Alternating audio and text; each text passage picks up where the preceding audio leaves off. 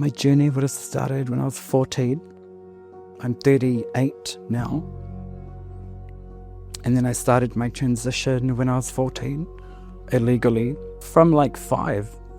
I remember like going to sleep and then going to sleep and hoping I'd wake up complete in how I felt, because I was a girl, right? But I felt like my mum and dad sort of didn't get it, or I didn't get it. I think my mum and dad already knew initially. In my head, I thought it would have gone much worse than it did. But my mum she said, finally, like, we knew. I think my own brain was the biggest burden to my transition. It's like, in my head, I was worried about what other people would think. I mean, I didn't come back to the coast for like 15 years. I stayed in Wellington because I didn't want to have to deal with all my aunties and uncles. I was confident in myself when I think I turned 18. And I don't know, something took over. I was confident in who I was. I felt comfortable. I had a supportive family, a really supportive family. I felt and looked how I felt in my brain, if that makes sense. Yeah. I created a upcycled rubber jewelry business, just randomly. That had a lot to do with femininity and the huia feather, the tile environment. And it kind of saved me, to be honest. Yeah. I grounded my brain in culture, and then I named each set of earrings after a tipuna that I whakapapa from. And then I randomly got into photography because I was taking photos of like all my cousins and stuff in earrings. That kind of took off as well. I think it comes with being a creative, not necessarily a trans person. Like, you're just naturally creative, or I am. I joined Kabahaka, and then I randomly went into Te Wānau Aotearoa with one of my relations was a tutor, like tutoring performing arts, Māori performing arts. And then I joined her course.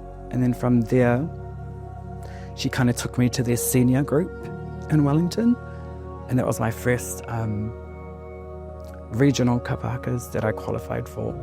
Mucked around in Wellington with heaps of other groups. Then I came back up the coast, and then they had started one at Oleka Ngāti Porou Te Aitanga Mate group. So I joined that, which was real scary.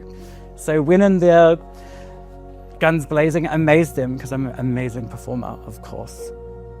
And then got in my first tamaroro, then we qualified for nationals, and I was the first trans person to represent Te Tai Rāwhiti at a matatini level.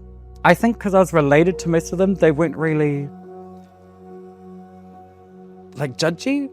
Like, they've known me since I was little, so it wasn't a thing. But I think for trans people in Kabaka, it should be more accepted. And most people think, oh, trans women, oh, they're trying to be woman. I'm not. I'm trying to be me. Like, I understand that biological women are the only creatures in this world that can tie two whakapapa together and produce another level. I understand that and I respect that, and I could never recreate that or pretend to be that ever. I have such great respect for women. And that comes through in my photography as well. Like celebrating little weird femininity and stuff, celebrating that and capturing it. So when we moved to Kōrero, and I kind of gravitated towards all the trans teens, like people who weren't straight because they knew the struggle, like they knew what I was going through as well. They were all disadvantaged youths, that's what my mum calls them, and I wasn't. But I think I kind of fetishized that. I wanted to be, have the struggle. So we sort of all hung out. We went down this dark pathway of drugs, prostitution, which is really common for trans people to go through because that's all there is. Slowly, we started realizing not many trans people make it past the age of 30. They either die of drug overdoses, suicide, or are murdered. I've had like 3 close mates die of drug overdoses, like another 4 commit suicide, and I think 1 murdered. Yeah, which is really dark. And I'm glad I didn't go down that pathway.